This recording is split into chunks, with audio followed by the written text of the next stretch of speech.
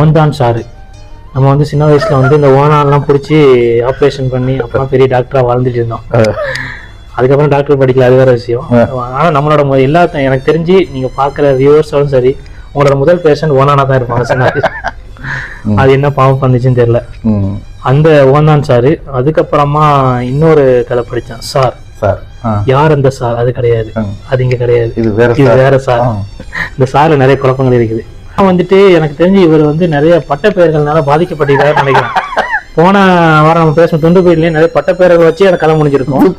இதுலயும் வந்துட்டு இதுலயும் பாக்குறேன், இதுலயும் பட்ட பெயர்கள் என்னது பெருச்சாளி. அது வந்து அந்த கூட்டத்துக்கு பேரு பெருச்சாளி A1 கூட்டம். அது ஒரு நம்ம ஃபுட்பால்ல ஒரு டீம் வச்சு பாக்குறோம். அவன் வந்து அன்னைக்கு அந்த கேளிக்காயை வச்சு விளையாடுற அதுக்கு ஒரு டீமுக்கு ஒரு பேரு. ஸோ இந்த மாதிரி ஒரு சுவாரஸ்யமா எழுதினாரு. அதுவும் அந்த ஓனான் சார்ல வந்துட்டு அந்த பிரம்ம அம்மாவை போட்டு பாடாப்படுத்திருப்பாரு. அந்த ஒரு மூட்டு வலி வந்து ஊரையே பாடாப்படுத்தும்.